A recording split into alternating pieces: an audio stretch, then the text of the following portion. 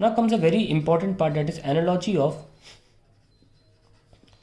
thermal conduction and electrical conduction.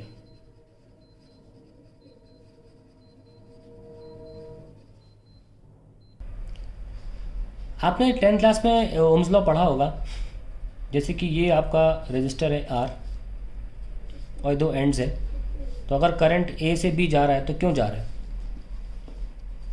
Current ए से B इसलिए जा सकता है क्योंकि पोटेंशियल डिफरेंस है, यहाँ से यहाँ पोटेंशियल डिफरेंस है, V A minus V B divide by R. ऐसे आप करंट लिखते हो। अगर दो रेजिस्टेंस हो गई तो कैसे लिखोगे? R1 R2, ए बी बीच में सी। आप लिखोगे करंट, अब लिखोगे V A minus V B upon R1 plus R2, यही तो लिखोगे आप। लेकिन ये भी लिख सकते हो, पता है क्या?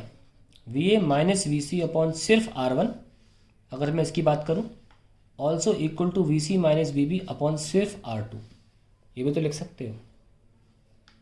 सिमिलरली अगर कोई रॉड है और टेम्परेचर T है यहाँ पे, और यहाँ टेम्परेचर जो है वो T2 है इस एंड पे, तो यहाँ पे I का रोल कौन प्ले करता है? ध्यान देना, I का रोल प्ले करेगा हीट करंट। हीट करंट होता है heat flow rate dq by dt, same role play करता है। और यहाँ पे V A minus V B का रोल प्ले करता है टेम्परेचर डिफरेंस, क्योंकि हम जानते हैं कि हीट, बताया था हीट की definition, heat is energy in transfer due to temperature difference. तो यहाँ पे जो पोटेंशियल का डिफरेंस रोल प्ले करता है वो यहाँ टेम्परेचर का डिफरेंस रोल प्ले करता है, T1 minus T2 divided by, जैसे यहाँ इलेक्ट्रिकल रेजिस्टेंस होगी, ओमिक रेजिस्टेंस, ओम का साइन लगा, यहाँ पे जो रेजिस्टेंस होगी उसे बोलते हैं थर्मल रेजिस्टेंस, RTH। हम इस RTH का फॉर्मूला निकालना चाहते हैं कि होता क्या है। Let's write it at delta T और यहाँ पे RTH। तो dq बाई dt क्या हो गया? 1 upon RTH into delta T। अब वैसे हमने क्या सीखा है dq by dt? KA delta T by L। अगर हम कंपेयर करें तो 1 by RTH is equals to KA by L आ जाता है, यानी कि थर्मल रेजिस्टेंस क्या आई? L bye KA। ये बहुत ही इम्पोर्टेंट एक्सप्रेशन है, कॉन्सेप्ट है थर्मल रेजिस्टेंस का। अब सपोज अगर हमारे पास 2-3 रॉड्स आ जाएं, एक रॉड ये आ जाए और दूसरे एरिया की और रॉड ये आ जाए और तीसरी रॉड ये आ जाए, तो कैसे करोगे? यहाँ टेम्परेचर T1 है, यहाँ टेम्परेचर T2 है, इस इंटरफेस पे टेम्परेचर T3 और यहाँ T4 है। यहाँ भी नीचे के फॉर्म में लिख लो, अच्छा लगेगा। चलो ऐसे, तो स्टेडी स्टेट में पहुँचने के बाद आप लिख सकते हो, बताए क्या? मान लीजिए इसकी thermal resistance RTH1, RTH2, RTH3।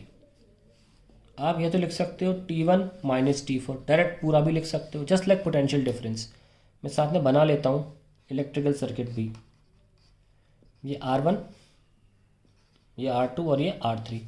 यहाँ V1, यहाँ पोटेंशियल गिर के V2 हो गई, यहाँ पोटेंशियल गिर के V3 हो गई, यहाँ पोटेंशियल गिर के V4 हो गई। तो ऊपर ओवरऑल भी लिख सकते हो ना, divide by RTH1 plus RTH2 plus RTH3।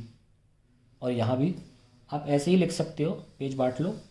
Current I is equals to V1 minus V4 upon R1 plus R2 plus R3, बिल्कुल वही करना है। या फिर और करके लिख सकते हो, वही dq by dt also means T1 minus T2। अगर सिर्फ T1 माइनस T2 तो नीचे केवल RTH बनाएगा, which is also equals to T2 minus T3, नीचे आएगा RTH2, which is also equals to T3 minus T4 upon RTH3। Similarly यहाँ पे भी आप लिख सकते, हमें हमेशा लिखते आए हो, करंट तो सेम ही रहता है ना, सीरीज़ है इसलिए V1 minus V2 upon R1, V2 minus V3 upon R2 and V3 minus V4 upon R3। देखो हम बिल्कुल सेम लिख रहे हैं, लेकिन अब हमें RTH खोलना भी चाहिए ना, खोलते हैं। सपोज इसका क्रॉस सेक्शनल एरिया A1 है, इसका क्रॉस सेक्शनल एरिया A2 है, इसका क्रॉस सेक्शनल एरिया A3 है, इसकी लेंथ L1 है, इसकी लेंथ L2 है और इसकी लेंथ L3 है। तो हम खोल के लिखने वाले हैं, कैसे लिखेंगे? T1 minus T2 upon L/L1/K1A1, क्योंकि ये अलग मटेरियल है, ये अलग मटेरियल है, ये अलग मटेरियल है, सबके थर्मल कंडक्टिविटी भी अलग होगी। मैंने एरिया भी डिफरेंट लिया जानबूझ के, ताकि सारी केसेस ली जा सकें। T2 माइनस T3, यहाँ आ जाएगा L2/K2A2, यहाँ आ जाएगा T3 माइनस T4, L3/K3A3। ये ऐसे लिखा जाता है। अब अगले वीडियो में क्वेश्चन करेंगे ताकि हम इस चीज़ को समझ पाएँ। तो आई होप ये क्लियर हो गया होगा। बस एक लास्ट चीज़ बता दूँ, जिस तरीके से आपका रेजिस्टेंस क्या था, ओमिक रेजिस्टेंस था ρL/A, और आप इसको अगर रेजिस्टेंस बोल रहे हो, इसको बोलते थे रेजिस्टिविटी, है ना। तो रेजिस्टिविटी का फॉर्मूला क्या था, A/L। और कैसी रेजिस्टिविटी थी, इलेक्ट्रिकल रेजिस्टिविटी।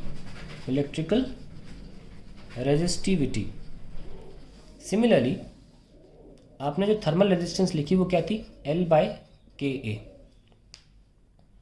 ये सब लो। तो आप नोटिस करिए, बिल्कुल बैलेंस करने की कोशिश करिए, यहाँ भी L/A है, यहाँ भी L/A है, यानी कि थर्मल रेजिस्टिविटी क्या हुई, थर्मल रेजिस्टिविटी हुई 1/K। बिल्कुल सही बैठ रहा है, क्योंकि आफ्टर ऑल ये क्या था, ये था क्या, ये थर्मल कंडक्टिविटी था। K क्या था, थर्मल कंडक्टिविटी था। तो ऑब्वियसली थर्मल रेजिस्टिविटी तो 1/K ही आएगा ना। एग्जैक्टली जैसे यहाँ पे ये इलेक्ट्रिकल रेजिस्टिविटी है ना, रेजिस्टिविटी। तो इलेक्ट्रिकल कंडक्टिविटी क्या था, इलेक्ट्रिकल कंडक्टिविटी हम सिग्मा से दिखाया करते थे, है ना, सिग्मा वॉस 1/ρ। तो वही एग्जैक्टली चीज़ है यहाँ पे। तो आप ये एनालॉजी बखूबी समझ गए होंगे कि अगर हमें थर्मल कंडक्टिविटी है K, तो थर्मल रेजिस्टिविटी 1/K है। तो ये बहुत इंपॉर्टेंट चीज़ें हैं, ज़रूर लिख लें और एनालॉजी को ध्यान में रखें।